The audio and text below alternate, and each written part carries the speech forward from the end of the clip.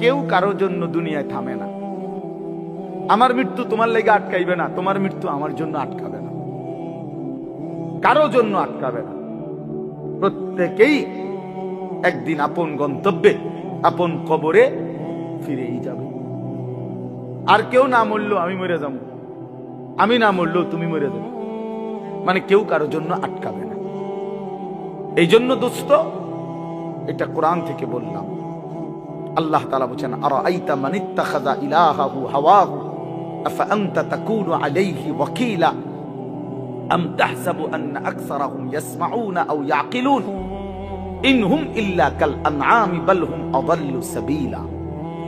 অর্থ হলো, সংক্ষেপে বলতেছি, একই কথা। আল্লাহ বলছে, মনের ইচ্ছাকে যে নিজের খোদা বানিয়ে ফেলছে, আল্লাহ বলে তার পরিচয় আর কিছুই নয়, শুধুই জানোয়ার। ইনহুম ইল্লা কাল আনআম, সে আর কিছুই নয়, শুধুই জানোয়ার। আনআম মানে কি? চতুষ্পদ জন্তু, এটা না?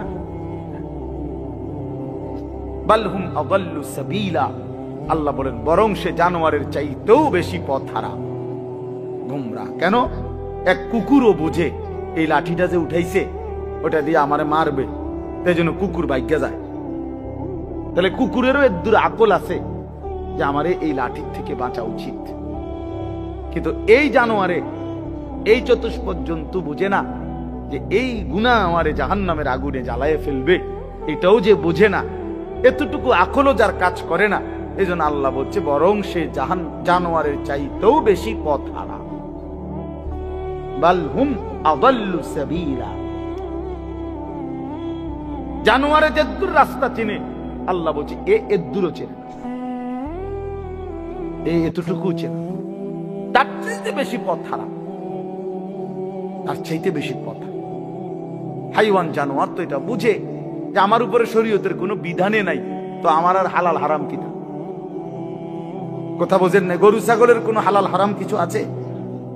পাক নাফাক কিছু আছে? জায়েজ না জায়েজ কোনো কিছু আছে? আখিরাত পরকাল, বিচার আচার, মিজান, ফলসেরাত, এটা কিছু আছে? কিচ্ছু নেই, কিচ্ছু নেই। তাইলে কুকুর খারাইয়া মুতলেই কি, বইয়া মুতলেই কি? কিন্তু মানুষ নামের এই কুকুর খারাইয়া মতে কেন? মানুষ নামের এই কুকুর খারাইয়া মতে কেন?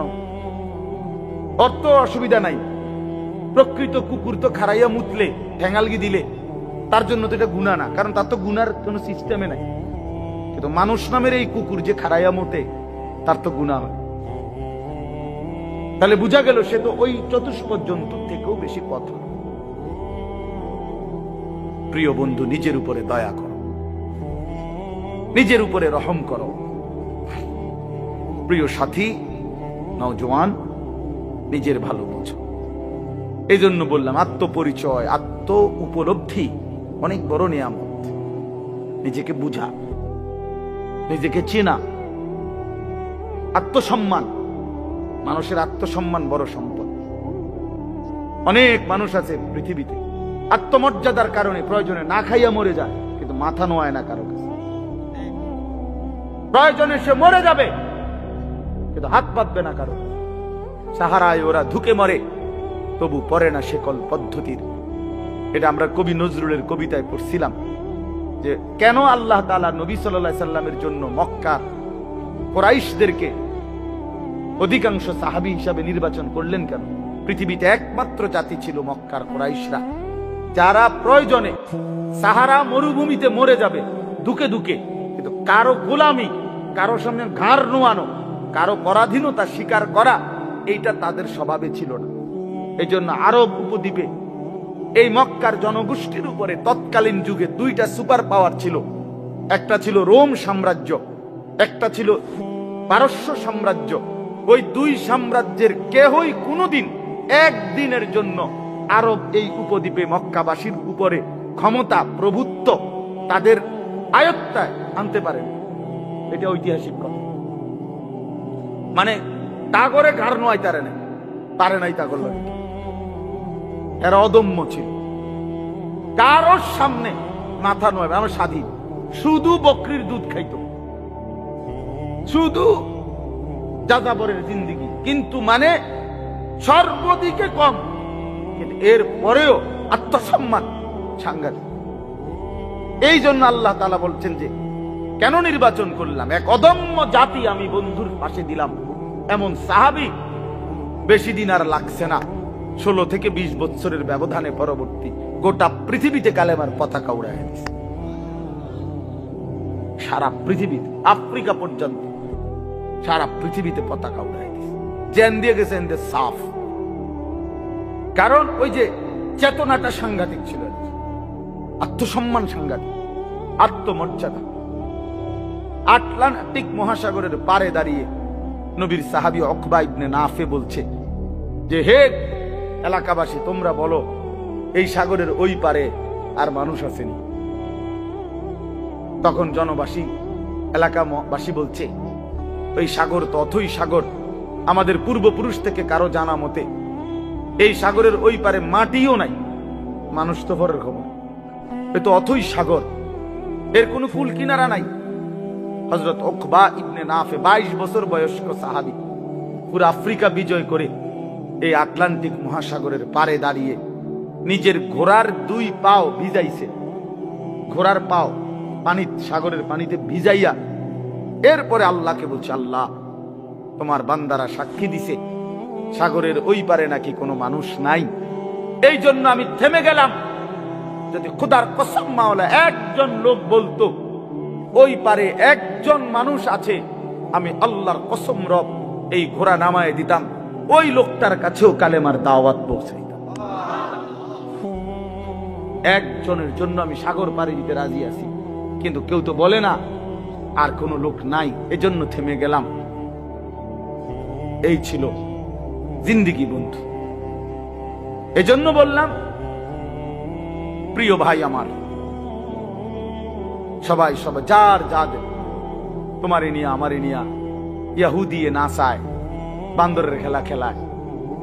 আহা, 1 বছরের মধ্যে তোমার চুল কতবার বদলাইলো, 1 বছরের ভিতরে তোমার প্যান্ট কতবার বদলাইলো, 1 বছরের ভিতরে তোমার জামা গেঞ্জি কতবার বদলাইলো, 1 বছরের ভিতরে তোমার কথা বলার চলাফেরার ডিজাইন কতবার বদলাইলো। তাইলে তোমারে নিয়া বেঈমানে বান্দর খেলা খেলা, বেঈমানে ডুগডুগি বাজায় আর তুমি নাচো। ছি ছি ছি ছি। কথা তো ছিল এই, আমাদের বাংলাদেশের একজন বক্তা আছেন, বড় দিল দরদি বক্তা, হযরত মাওলানা মুফতি নজরুল ইসলাম কাসিমি দামাত বারাকাতুহুমুল আলিয়া। উনি বলছেন যে আমি জীবনের এই 35-40 বছরে ইউরোপের শত শত দেশে প্রতিনিয়ত ভ্রমণ করছি। যে ইউরোপ আমেরিকার এক স্টেটে নাস্তা খাইছি, আরেক স্টেটে দুপুরের খাবার খাইছি, এইভাবে অনবরত সফর করছি, কিন্তু কোনোদিন জীবনের এই লম্বা সময়ে গোটা ইউরোপে আমার এই পাঞ্জাবি টুপি লেবাস একদিনের জন্য বদলাই নাই। আর এই গোটা ইউরোপের কোন এয়ারপোর্টে কোনোদিন আমার 1 ঘন্টার জন্য 10 মিনিটের জন্য আটকায়ও না। আমার পাসপোর্ট, আমার লেবাস বরাবর, আমার পাসপোর্টে লেখা আমার ধর্ম ইসলাম, আমার পোশাকও বলে আমি মুসলমান, খালাস, আমার আটকায় নাই। এই জন্য দোস্ত আমার, বন্ধু আমার, আত্মমর্যাদা, আত্মসম্মান অনেক বড় সম্পদ। আজকে তোমরা ছেলেরা, বাবারা অনেক সুন্দর, তোমরা নওজোয়ান, এই 10 মিনিটের ভিতরে 5 মিনিটের ভিতরে ছুইটা আইসা মাশাআল্লাহ কোরআনের মহব্বতে, আল্লাহর দ্বীনের ভালোবাসায় ছুটে আসছো। শুনতেই তোমরা মাঠ ভরে এখন দৌড়াইয়া আইসা বসছো, এটা ভালো দিক, এটা প্রশংসনীয় দিক। এটা বুঝাই গেল তোমরা যেই মনে করো আমি আসছি তো আসছো, কিন্তু বাকি এটা তো জানো যে আমরা তো আল্লাহর কথাই বলি, অন্য তো কোনো কারণ নাই। এখানে কোনো ত্রাণও নাই, রিলিফও নাই, এখানে অন্য কোনো টাকা পয়সা বিলি নাই, বন্টন নাই, শুধুই আল্লাহর কোরআনের কথা বলা হবে, এটাই মাকসাদ। এইটাই শুনতে আসছো, মহব্বত করেই ছুটে আসছো, ভালোবাসা নিয়েই বসছো। আমি তোমাদেরকে জন্য অনুরোধ করি প্রিয় ভাই, আরেকটু আল্লাহর জন্য আগাও, দ্বীনের জন্য আরেকটু আগাও, ইসলামের জন্য আরেকটু আগাও। তোমার কলিজায় যেহেতু বুঝেই আসছে ইসলাম সত্য, কোরআন সত্য, আল্লাহ সত্য, রাসূল সত্য, আমি মুসলমান, এটা যেহেতু গৌরব তোমার এটাই যেহেতু ইজ্জত। প্রিয় বন্ধু, তুমি যদি আল্লাহর কথা মানার ক্ষেত্রে, দিন মানার ক্ষেত্রে, নামাজ পড়ার ক্ষেত্রে, আল্লাহকে রাজি খুশি করার ক্ষেত্রে আরেকটু যদি হিম্মত করে আগে বাড়তে পারো, খোদার কসম ইনশাআল্লাহ আগামীর ইসলামের পতাকা তোমাদের হাতেই উড়বে। ইনশাআল্লাহ ইসলাম উড়বে, ইসলামের পতাকা উড়বে। কাফের বেঈমান সব জায়গায় হেরে যাচ্ছে, জালেম সব জায়গায় হেরে যাচ্ছে। 7ই অক্টোবর 2023, 7ই অক্টোবর 2024, কত হলো? 1 বছর। নভেম্বর, ডিসেম্বর, জানুয়ারি, আরো 3 মাস, কত হলো? 15 মাস।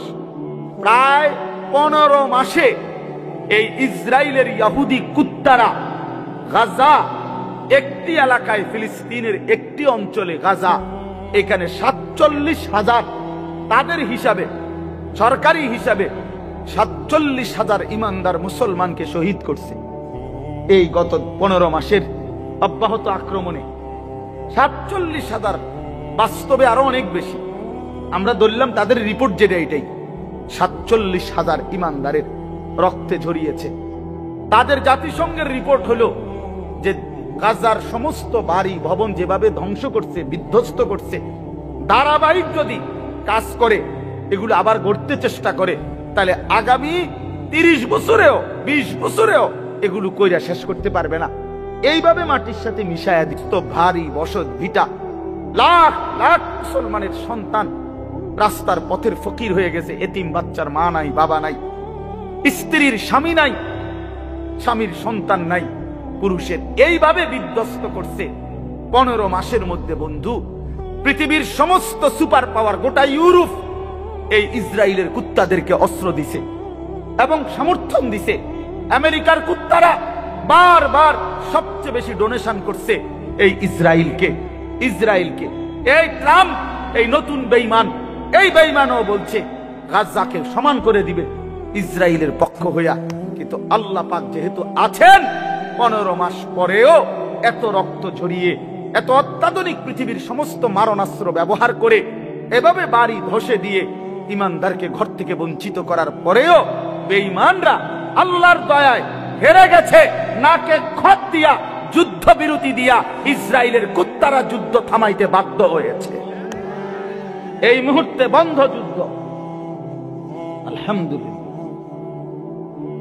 এজন্য কুত্তা জিতে নাই, ইমানদার জিতে গেছে। মুমিন হারে না, ইমানদার হারে না। রক্ত ঝরলেও ইমানদার হারে না। ছেলেরা মনে রাখো বাবা, সারা পৃথিবী তোমাদের কাছে আমি অনুরোধ করলাম, সারা পৃথিবী দেখো, সিরিয়ার জালেম 54 বছর একটানা এই সিরিয়ায় বাপপুতে জুলুম করছে। 54 বছরের স্বৈর শাসক ফ্যাসিস্ট, 54 বছর একটানা তারা দুইজনে বাপপুতে জুলুম করছে। 5 লক্ষ, সরকারি হিসাবে 5 লাখ ইমানদার মুসলমানকে শহীদ করছে ইয়াতে, সিরিয়াতে। কমপক্ষে 30 লক্ষের চাইতে বেশি মুসলমান উদ্বাস্তু, যারা ঘর হারা হয়ে গেছে। হাজার হাজার নারী ধর্ষিতা, লাঞ্ছিতা হয়ে জেলখানার অন্ধকার, কারাগারের অন্ধকার প্রকোষ্ঠে জীবনের 18 বছর। একটা বাচ্চা তো সে জন্মের পর থেকে মায়ের কোলে বড় হইয়া কারাগারেই বড় হইছে। এরকম শত শত মেয়ে যাদের বয়স হয়ে গেছে 18, 16 জেলখানাতে। এই সিরিয়ার এই কুত্তা বাশার আল আসাদ, এই জালেমের আমলে। কিন্তু এরপরও এত রক্ত, 5 লক্ষের চাইতে বেশি মুসলমানের রক্ত ঝরিয়েও জালেম টিকে নাই। 8ই ডিসেম্বর 2024 পলাইতে বাধ্য হয়েছে, পলায়ে গেছে। সিরিয়া এখন ইমানদারদের হাতে, মুসলিম মুজাহিদদের হাতে। বাংলাদেশের 16 বছরের জালেম 16 বছর প্রতি ইঞ্চি জমিন, প্রতিটা সেক্টর, প্রতিটা বিভাগকে এমন নিখুঁত ছক দিয়ে আঁকছে, নিজের মতো করে নিছে যে একটা সুতা বাংলাদেশে পড়বে না এই জালেমের কারণে। সেই বুবুও 5ই আগস্ট পলাইছে, বুবু পলাইছে। আমার জিও কয় বুবু পলাইছে, ছোট্ট গাছ। আমি আব্বু কেমনে পলাইছে? গাড়টি উঠটি লইয়া পলাইছে, গাড়টি উঠটি লইয়া পলাইছে। গাড়টি গুট্টি কইতারে না, গাড়টি উঠটি লইয়া পলাইছে। হ্যাঁ, মজলুমের বিজয় হয়েছে, জালেমের পতন হয়েছে। তাই রে বন্ধু, পৃথিবীতে মুসলমানদের নির্যাতনের, মজলুমের কাহিনী ফিলিস্তিনের চাইতে মারাত্মক কোথাও নাই। সেখানেও ইনশাআল্লাহ আবার হবে, ইসরায়েল আবার আক্রমণ করবে। কিন্তু এর পরমাণু এই আক্রমণ করতে করতে আজকে 15 মাসে তাদের ভিতরটা জুরজুরা হয়ে গেছে, কিচ্ছু নাই, কিচ্ছু নাই। শেষ পর্যন্ত আল্লাহ তাআলা কোরআনে যেহেতু ওয়াদা দিছে, ইহুদিরা হচ্ছে অভিশপ্ত জাতি। ইহুদিরা কোন সময় পৃথিবীতে স্থির হইতে পারে নাই। ইহুদি একমাত্র অভিশপ্ত জাতি, যে জাতি কখনো কোথাও সেটেলড হইতে পারে নাই। এরা যাযাবর, এরা জীবনভর এগরে তাড়াইছে। সব সময় এই ইসরায়েল থেকেও এই বেঈমানরা, এই ইহুদি কুত্তারা পরাজিত হয়ে একদিন এখান থেকে সরে যেতে বাধ্য হবে ইনশাআল্লাহ। এজন্য মনে রাখো বন্ধু, সবসময় জিন্দেগি একরকম যায় না। আজীবন মুসলমান নির্যাতিত হবে, আজীবন ইমানদার জুলুমের শিকার হবে, আজীবন কোরআনওয়ালা সেজদাওয়ালা অপমানিত হবে। আর সুদখোর, ঘুষখোর, বাটপার, সিটার, জালেম, নাফরমান আর এই তাফালিং করেন না তোমরা আজীবন মাতবরি করবা। আর আলেম ওলামা, ইমানদার মুসলমান, তালিবে ইলম, কোরআন পড়নেওয়ালা, এরা আজীবন মাথা নোয়া রাখবে। না না, আসমানওয়ালা আছে মিয়া, মনে রাখো মিয়া, আসমানওয়ালা আছে। এত খামখেয়ালি মনে করো না, এত খামখেয়ালি মনে করো না, খামখেয়ালি মনে করো। বাংলাদেশের পরিবেশ এই মুহূর্তে কি? বাংলাদেশের পরিবেশটাও যদি কেউ দেখে, আলহামদুলিল্লাহ, একটা দিন মজুর, কুলি, ঠেলাওয়ালা, কুলিওয়ালা, মাড়ি গাড়ে, এরকম দিন মজুরেরও স্বপ্ন কলিজায় আমার সন্তান হাফেজে কোরআন হবে। সমাজের সবচেয়ে উচ্চ পদস্থ ব্যক্তি, যে কোটি কোটি টাকার মালিক, হাজার কোটি টাকার মালিক, সেও স্বপ্ন দেখে আমার ছেলেটা হাফেজে কোরআন হবে। বারবার, একবার না, দুইবার না, সারা পৃথিবীর বুকে বাংলাদেশ যদি আজকের পৃথিবীতে পরীক্ষা জরিপ নেয় যে একটি মাত্র বিষয়ে বাংলাদেশের বারবার ফার্স্ট হয়েছে সারা বিশ্বে, এটা একটাই মাত্র বিষয় যেখানে প্রত্যেকবারে বাংলাদেশ বিশ্ব চ্যাম্পিয়ন, বিশ্বে প্রথম। 70 দেশে, 90 দেশে, 110 দেশে, সেটা কোরআনুল কারীমের হাফেজ, হেফজে কোরআনের মাধ্যমে। আমার দেশের হাফেজে কোরআন, যাদের মাতৃভাষা আরবি, আহলে লিসান আরব, আরব, সেই আরবের অসংখ্য দেশকে পিছে ফেলে বারবার অনারবি, আরবি যার মাতৃভাষা না, এমন সন্তান বাংলাদেশের বারবার কোরআনুল কারীমের হিফজ প্রতিযোগিতায় ফার্স্ট হচ্ছে। সেদিন আল্লামা খালেদ সাইফুল্লাহ আইয়ুবী সাহেব বলতেছিলেন, আমার দেশের তাকরিম, যেই ছেলে বারবার সারা বিশ্বে স্বর্ণ পদক পাইছে, হাফেজ সালেহ আহমদ তাকরিম, উনি বলছেন যে আমার স্বপ্ন যদি কোনোদিন কাবা শরীফের মধ্যে আল্লাহর ঘরে কোনোদিন অনারবি কোন ইমাম রাখে, তো হতে পারে একদিন তাকরিম আগামী দিনে কাবার ইমাম হবে। আর এটা আল্লাহর জন্য অসম্ভব, আল্লাহর জন্য অসম্ভব এটা। ওমা যালিকা আলাল্লাহি বিআজিজ, আল্লাহর জন্য অসম্ভব না বন্ধু। ইনশাআল্লাহ দেখো, আব্দুল মালিক হাফিজাহুল্লাহ, হযরত মাওলানা আব্দুল মালিক, ওনার আব্বা বলতো, আমাকে কুমিল্লার লাকসামের মানুষ, জাতীয় মসজিদ বাইতুল মোকাররমের এখন যিনি খতিব, পৃথিবীর এমন কোন আরব দেশ নাই যেই দেশের ওলামায়ে কেরাম ওনারে চিনে না। বাংলাদেশে তিনি যদি পরিচিত হয় 10%, আরব বিশ্বে তিনি পরিচিত 90%। পৃথিবীর আরব দেশের বহু ইউনিভার্সিটিতে এই হযরত আমার দেশের বাইতুল মোকাররমের খতিব যিনি বর্তমান, ওনার কিতাব, আরবি লিখিত বই, কিতাব পৃথিবীর আরব দেশের ইউনিভার্সিটির সিলেবাস ভুক্ত। আল্লাহর কসম, আল মাদখাল উসুলে হাদিসের এক কিতাব সারা পৃথিবী পড়ে, এত সুন্দর, এত জামে, মানে উসুলে হাদিসের কিতাব আর পৃথিবীতে নাই। মানে হাদিসের বিষয়ের যত নিয়ম কানুন, হাদিস শাস্ত্রের, এটার উপরে ওনার লিখিত কিতাব, অনেক কিতাব, ওনার অনেক কিতাব। আমি বলতেছিলাম ওনার আব্বা হযরত মাওলানা শামসুল হক রাহমাতুল্লাহি আলাইহি, ওনার বাবা আজীবন যেই মাদ্রাসায় মুহতামিম ছিলেন, আমি ওই মাদ্রাসায় মাহফিল করছি, বয়ান করছি, তো ওইখানে গিয়ে শুনছি ওই বাবা একটা ঘরও দেখছি, ওনার পুরান একটা টিনের ঘর। তো ওনার আব্বা বলতেন সব সময়, আব্দুল মালিক তোরে লইয়া আমার বেশি চিন্তা, তারে দিয়া কি হইব, তারে দিয়া কি হইব, মানে তে কেমনে চলবো ভবিষ্যতে। ওনার আব্বাই বলে বেশি কি করছে, চিন্তা করছে আব্দুল মালিক এখন জাতীয় মসজিদের খতিব। এই জন্য দোস্ত বন্ধু, ইনশাআল্লাহ ইসলামের বিজয় হবে, আগামীর সময় কালেমার বিজয় হবে, কালেমার বিজয় হবে। এই জন্য দোস্ত বন্ধু, নওজোয়ান কিশোর, নষ্ট হইও না, চরিত্রহীন হইও না। এত সহজে এত অল্প বয়সে 16 বছরে চরিত্র এভাবে নষ্ট করে দিলা, মাত্র 18 বছর বয়সে এত নারী দেখে ফেললা, মাত্র 18 বছরে এত উলঙ্গ ছবি দেখে ফেললা, বাকি জীবন কি করবা বাবা? হ্যাঁ, মাত্র 18 বছর বয়সে এত জিনা ব্যভিচার দেখে লাইলা, ছি ছি ছি, বাকি সময় কি করবা বাপ? বাকি সময় কেমনে চলবা আব্বা বলো? এত অল্প বয়সে এত নোংরা হয়ে গেলা, এত কম বয়সে এত চরিত্রহীন হয়ে গেলা, সারাদিন নারী ছবি কি দেখো মোবাইলে তোমরা, আমরা বুঝি না বাবা। কতবার চুলের ডিজাইন বদলাইলা বাপ, কারে দেখাইতা? কয়জন বেডি তোমার বাইতাইছে? তুমি যে এতবার ডিজাইন বদলাইলা, কেডা আইছে তোমার সেহুনি? হ্যাঁ, সিনেমার কোন নর্তকী তোমারে ফোন দিছে তাই শুনি? তুমি যে বেডিরে দেখা আখলাক নষ্ট করতেছ, চরিত্র নষ্ট করতেছ, শরীরের যৌবনটা শেষ করতেছ, নিজের হাতকে লজ্জাস্থানের গুনাহ করে নষ্ট করে দিতেছ। প্রিয় বন্ধু, এর চাইতে বেশি তো আর বলতে পারি না, কিন্তু বিনিময়ে কোন নর্তকী তোমার বাড়িতে আসছে? হ্যাঁ, সিনেমার কোন নর্তকী, হিন্দি সিনেমার কোন নর্তকীরে তুমি চিনছ বলো ভাইয়া? কেন আখলাক নষ্ট করে দিলা? কেন চরিত্র নষ্ট করে দিলা?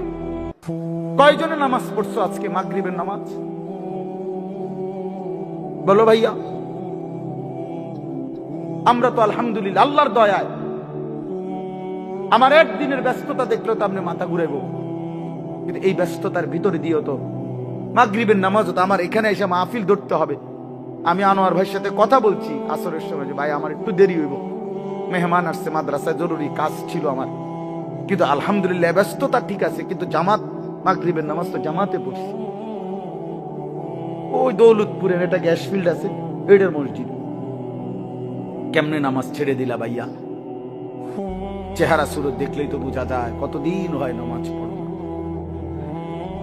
ওফ, আল্লাহকে ডাকো না, তে আল্লাহকে এমনি ভুলে গেলা, রাসূলকে এভাবে ভুলে গেলা, ধর্মকে এভাবে অপমান করলা, মাকে এত বড় বেইজ্জতি করলা।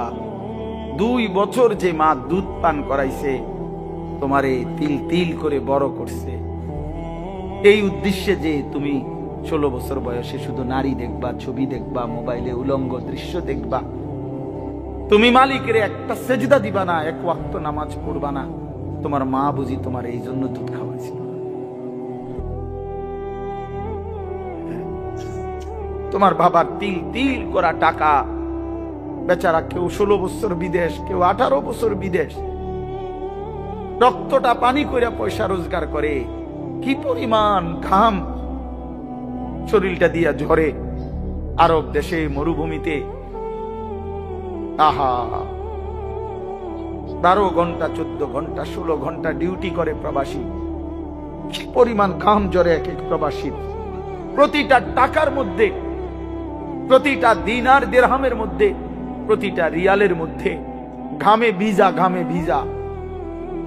এত ঘাম, এত কষ্ট করে যে মানুষটা স্ত্রীর আদর পায় না, ছেলে মেয়েদের আদর পায় না, 18 বছর 16 বছর 14 বছর, যার একটা ছোট বাচ্চা আছে, মনে করো মেয়ে আছে, ছেলে আছে ছোট, সে দেশে, বাবা বিদেশে, কি পরিমাণ বাচ্চাটা বাপকে দেখতে মন চায়। আমি তো ওই আমার সাথীদেরকে জিজ্ঞাসা করেন, আমার গাড়িতে রাতের যদি 3টা বাজেও আমি যাই, 2:30 3টায়, আমার ছোট মেয়ে 3 বছর বয়স, কোন সময় কোন দিনও ঘুমায় না। আমি যতক্ষণ না যাই ওই ঘুমায় না। একটা দৌড় দিয়া দরজা সে খোলে, কলিং বেল টিপ দিলেই সে বোঝে আব্বু আসছে। তার মার সাথে সে আইসা গেটের সামনে দরজা খোলে। তো ও যখন হাসে আমার কাছে মনে হয় গোটা পৃথিবী হাসে। তো এমন আদর, যেই বেচারা বছরের পর বছর কোরবানি করে দিছে সন্তানদের জন্য, একটু মুখে হাসি ফুটাবে স্ত্রীর জন্য, তো সেই বাবার সন্তান হয়ে তুমি এভাবে জীবন শেষ করে দিলা। এটা ইনসাফ হলো ভাইয়া? বলো বাবা, বলো। প্রিয় বন্ধু আমার, বাপ আমার, সন্তান আমার, ছেলে আমার, কিশোর নওজোয়ান, আমি এক ফেরিওয়ালার মতো চিৎকার করে বললাম যে নিজেকে নষ্ট করে দিও না ভাই। আখলাক বড় সম্পদ, চরিত্র বড় সম্পদ। নারীর আসক্তি, জিনা ব্যভিচারের দৃশ্য, উলঙ্গ দৃশ্য, নারীর লোভ, বিশ্বাস করো তোমার দুনিয়াও শেষ করে দিবে, আখিরাতও শেষ করে দিবে। আল্লাহর নবী বলছে ফাত্তাকুদ দুনিয়া ওয়াত্তাকুন নিসা। আল্লাহর নবী বলছে উম্মত, দুনিয়ার ধোঁকা থেকে বেঁচে থাকো, নারীর ধোঁকা থেকে বেঁচে থাকো। বেপর্দা নারী, হারাম নারী, যে নারীকে দেখার তোমার অনুমতি নাই, ওর হাসি মূলত হাসি না, আগুন। ওর রূপ যৌবন মূলত যৌবন না, ওইটা জাহান্নামের কয়লা, আগুনের কয়লা। ওই তোমারে বরবাদ করে দিবে। আল্লাহর নবী সাল্লাল্লাহু আলাইহি সাল্লাম বলছে যুবক, যদি কষ্টই হয়, যদি কষ্ট হয় যৌবন ধরে রাখতে, তাহলে ফাআলাইহি বিসসাওম, রোজাই রাখো, রোজা রাখো, রোজা রাখো। ফাইন্নাহু লাহু বিজাউন, কেননা রোজার মধ্যে যৌন শক্তি প্রতিরোধের প্রতিষেধক আছে, অ্যান্টিবায়োটিক। রোজা রাখো।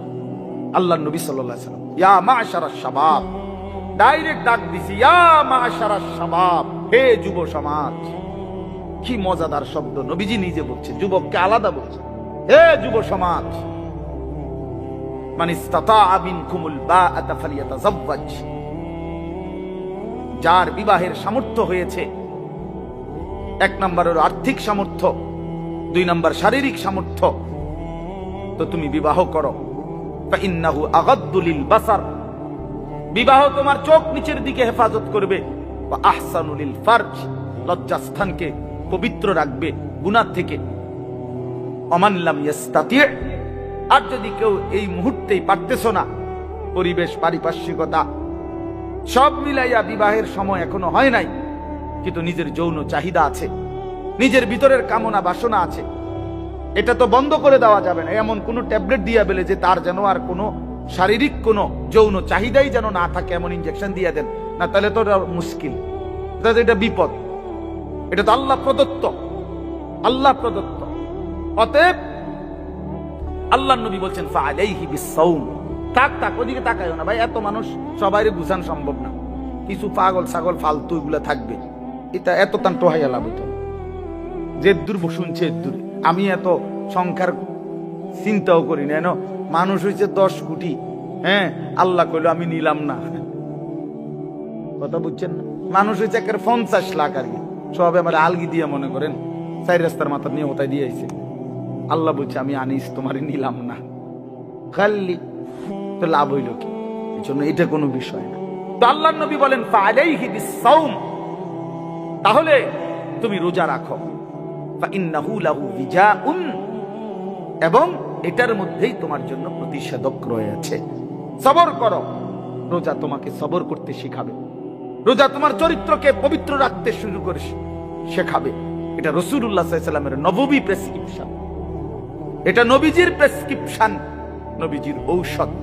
তো আমার বলার উদ্দেশ্য, এই আয়াত আমি এই জন্য পড়ছি যে আলহামদুলিল্লাহ, নিজেকে চরিত্র গঠন, তোমরা যারা কিশোর, নওজোয়ান, যুবক, তোমরা যারা এখনো অবিবাহিত, তোমাদের কাছে বন্ধু অনুরোধ, চরিত্রের হেফাজতের নিয়তে, অভ্যস্ত বানাবার নিয়তে, নিজের আখলাকের পবিত্রতার নিয়তে মাহে রমজান সামনে, মাহে রমজান সামনে, এবারের রমজানে টার্গেট নাও 30 দিনের রোজার মাধ্যমে দিল থেকে আল্লাহর কাছে এইভাবে 30টা দিন হাতে গুনে তুমি আল্লাহর সাথে ওয়াদাবদ্ধ হও যে আল্লাহ 30 দিন আমি রোজা রাখবো, এবং যৌন চাহিদা, লজ্জাস্থানের চাহিদা, অশ্লীলতা, বেহায়াপনা, নর্তকী, নাচ গান, উলঙ্গ ছবি দেখা, নারীকে নিয়ে চিন্তা ভাবনা, মেয়েকে নিয়ে অশ্লীল চিন্তা ভাবনা, অবৈধ কোনো প্রেম সম্পর্ক, হারাম কোনো রিলেশন, এ সব ত্যাগ করে বন্ধু 30টা দিন মনোযোগ দিয়া রোজা রাখো, তারাবি পড়ো, ইফতার করো, সাহরি করো, তাসবিহ পড়ো, তেলাওয়াত করো, কোন আলেমে দ্বীনের সাথে উঠা বসা করো, ইমাম সাহেবের সাথে সম্পর্ক করো। ইনশাআল্লাহ দেখবা আল্লাহ চাহে তো 30 দিনের মাথায় আল্লাহ বলেন লাআল্লাকুম তাত্তাকুন, আমি আল্লাহ ওয়াদা দিলাম মুমিন তোকে মুত্তাকি বানিয়ে দেব, মুত্তাকি বানিয়ে দেব। আর যদি মুত্তাকি হও তাইলে পুরস্কার কি? উইদ্দাত লিল মুত্তাকিন, আল্লাহ বলছেন জান্নাত বানানোই হয়েছে মুত্তাকিদের জন্য। 30 দিনে মুত্তাকি হবা, 30 দিনে জান্নাতি হবা। ইয়া আইয়ুহাল্লাযীনা আমানু, হে ঈমানওয়ালা, আল্লাহ বলেন জানো ঈমান তোমার পাসপোর্ট, আমি পাসপোর্ট নিলাম 30 দিন আগে। আর আল্লাহ ওয়াদা দিবেন রমজানের চাঁদ উঠলে আমি আল্লাহর কাছে ঈমানের পাসপোর্ট দিবা। ঈমানের পাসপোর্ট আমি জমা নিলাম, 30 দিন অপেক্ষা করবা, 30 দিন আমার হুকুম মাইনা চলবা। 30 দিন পরে ঈদের চাঁদ উঠবে, সেই দিনই তোমার পাসপোর্টের উপরে জান্নাতের ভিসা লাগবে, পাসপোর্ট এবং ভিসা লাগবে। আর ঈদের দিন ফ্লাইট হবে জান্নাতের ফ্লাইট, ইনশাআল্লাহ। ইনশাআল্লাহ হাদিসে আছে ঈদের দিন আল্লাহ তাআলা ফেরেশতাদেরকে জিজ্ঞাসা করে, ফেরেশতারা বলো তো ওই ব্যক্তির প্রতিদান কি হইতে পারে যে তার পরিশ্রম, তার হুকুম, তার মনিবের আদেশ পূর্ণ আদায় করছে, যেই কর্মচারী তার কর্ম ঠিক মতো 100 পালন করছে, তো এখন তার বিনিময় কি হইতে পারে? ফেরেশতাদেরকে আল্লাহ বলবে ঈদের দিন, ফেরেশতারা বলবে মাওলা তো এটার বিনিময়তে এটাই আইওয়াফা আজরাহু, তার বিনিময় তাকে পূর্ণ দিবেন, পারিশ্রমিক পূর্ণ দিবেন, কারণ সে তার কর্ম পুরা করছে, অতএব পারিশ্রমিকও তো কি দিতে হবে? পুরা দিবেন, এটাই তো যুক্তির কথা। তো আল্লাহ তাআলা তখন বলবেন ফেরেশতারা তোমরা সাক্ষী থাকো, আমার ইজ্জতের কসম, আমার জালালের কসম, আমি আল্লাহর বড়ত্বের কসম, আমার শ্রেষ্ঠত্বের কসম, আমার এই বান্দাগুলো একটি মাস রমজানে আমার হুকুম পূর্ণ আদায় করছে, আমার আদেশের হক আদায় করছে, রমজানের হক আদায় করছে। আজকে আমি আল্লাহ ঈদের দিনে ঘোষণা দিলাম তোমাদের সামনে, কাদ গাফারতু লাকুম, আমি আল্লাহ আমার এই বান্দাদেরকে মাফ করে দিলাম। ফেরেশতারা তখন ডাক দিয়ে বলবে, তখন ফেরেশতারা নামাজি ঈদগাহের ইমানদার মুসলমানদেরকে বলবে ইন্নাল্লাহা কাদ গাফারা লাকুম, তোমাদের আল্লাহ তোমাদেরকে মাফ করে দিয়েছে। আমরা ফেরেশতারা নিজে শুনছি। ফারজিউ রাশিদিনা ইলা রিহালিকুম, অতএব তোমরা খুশি খুশি চিত্তে, সন্তুষ্ট চিত্তে, সফলভাবে তোমরা তোমাদের ঘরে ফিরে যাও। এই জন্য বন্ধু, এটাই আমার মূল বক্তব্য।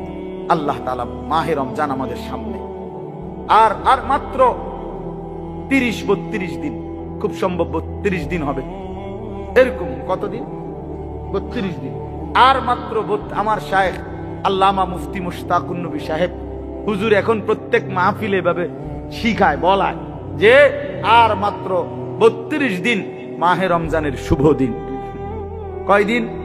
আর মাত্র, বলেন না, মাহে রমজানের শুভ, আর মাত্র 32 দিন রহমত মাগফিরাতের শুভ দিন, আর মাত্র 32 দিন নাজাতের শুভ দিন, আর মাত্র 32 দিন ইফতার সাহারির শুভ দিন, আর মাত্র 32 দিন 20 রাকাত তারাবির শুভ দিন, আর মাত্র 32 দিন মুত্তাকি হওয়ার শুভ দিন, আর মাত্র 32 দিন জান্নাতি হওয়ার শুভ দিন, আর মাত্র 32 দিন লাইলাতুল কদরের মর্যাদা পাওয়ার শুভ দিন। কাউন্ট ডাউন করো, মানে গুনো, আর মাত্র 31 দিন, আর মাত্র 30 দিন, কাউন্ট ডাউন, সংখ্যা গুনো। এটা উচিত। নবীনগরের মুরব্বী এখন আসছে, আল্লাহু আকবার। তো এই জন্য বললাম, আমরা অনুরোধ করছি প্রিয় বাপ, বয়স্ক বাবারা, আপনারা এবার আপনাদের তো আপনারা বলবেন যে হুজুর আমগরে তো কিচ্ছুই কইলেন না, কাল ফুলাইনরি কইলেন। আপনাদের জন্য কথা হলো এটা বাপ, আপনাদের জন্য প্রথম জিম্মাদারি। আমি প্রতিদিন এটা বলি, আপনাদের স্ত্রী সন্তান, আপনাদের ছেলে মেয়ের ঈমান আমল আখলাক, বন্ধু আমার, বাপ আমার, এদের এই ঈমান আমল আখলাক, এইটার সংশোধন, এটার ফিকির, এটা আপনাদের মূল জিম্মাদারি। এটাই আপনাদের মূল জিম্মাদারি।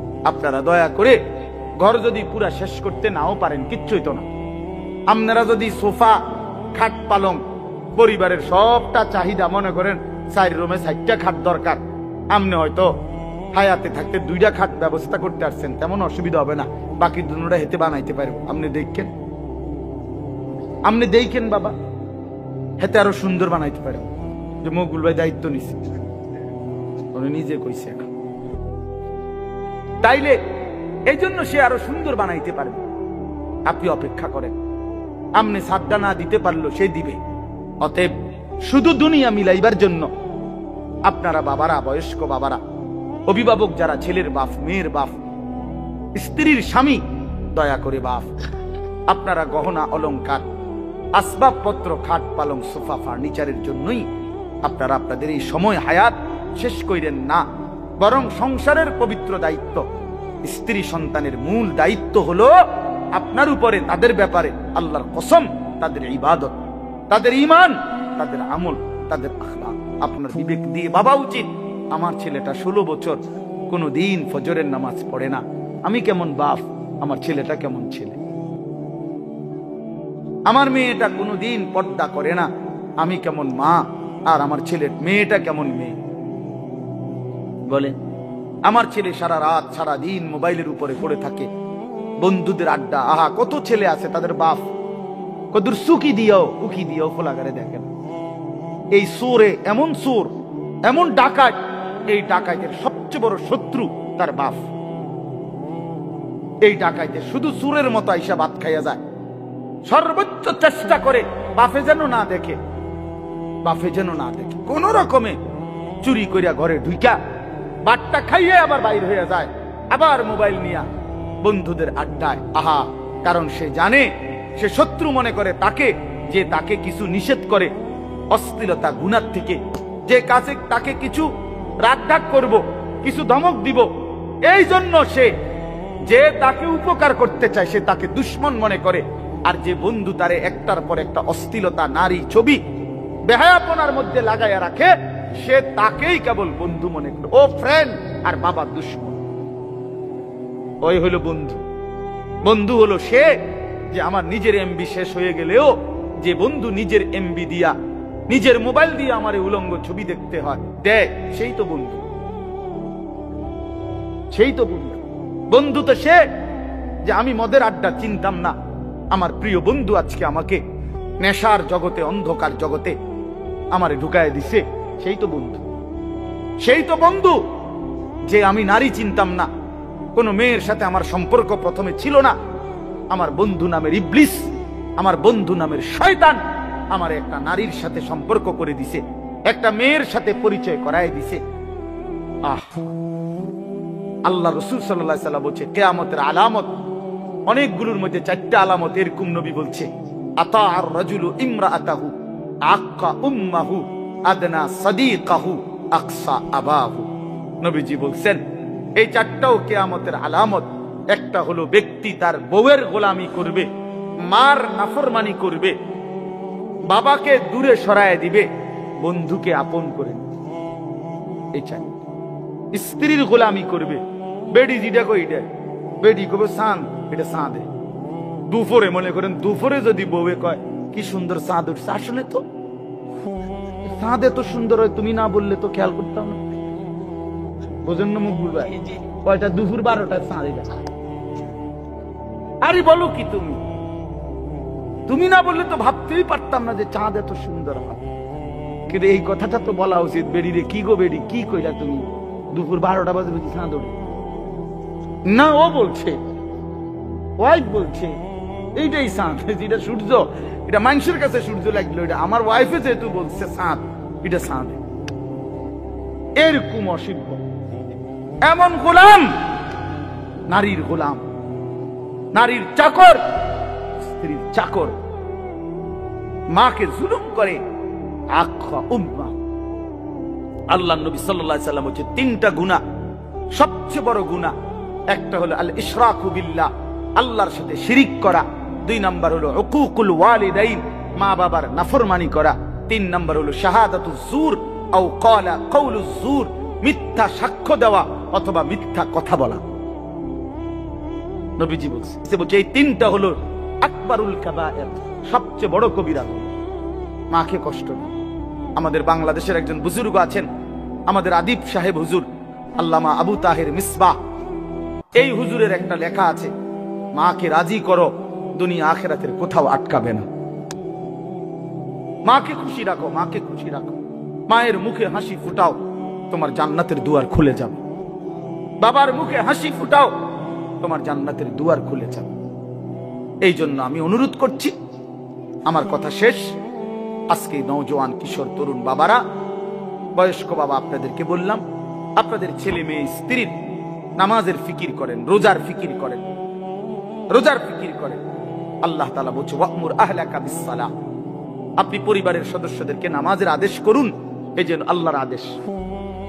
এই জন্য আজকে মাহে রমজানকে সামনে রেখে জীবন পরিবর্তনের একটা সিদ্ধান্ত নওজোয়ান তোমরা নিতে পারো কিনা বলো, বলো বাবা, কিশোররা বলো, নওজোয়ান তোমরা বলো, নওজোয়ান তোমরা বলো।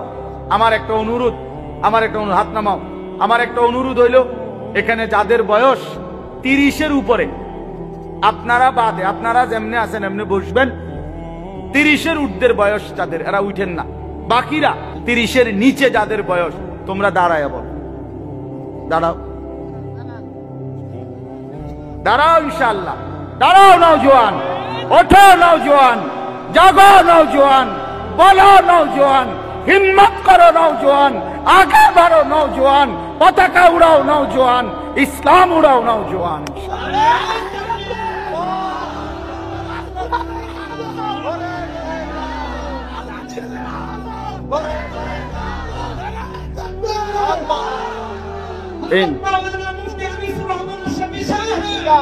মাশাআল্লাহ, ঠিক আছে, ইনশাআল্লাহ নামাজ পড়ো বাপ, আল্লাহকে রাজি করো, দ্বীনকে মানো, ইনশাআল্লাহ তোমার হাতে ইসলামের পতাকা উঠবে, ইনশাআল্লাহ কালেমার পতাকা উঠবে। ছিটকে পড়ো না, আমি বললাম পতাকা কেউ না কেউ তুলবেই, ইসলাম বিজয় হবেই হবে, কিন্তু তুমি কামে লাগলা কিনা এটা দেখার বিষয়।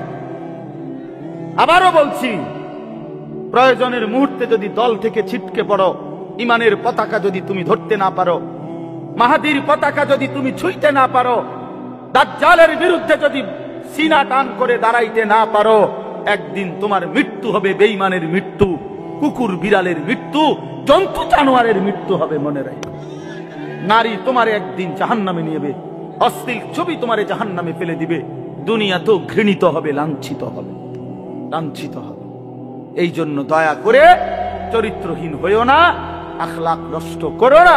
মাহে রমজান আমাদের কিশোর তরুণ নওজোয়ান এদের পরিবর্তনের জন্য হাতিয়ার হোক, আমি এই দোয়া করি, এই কবুল করি।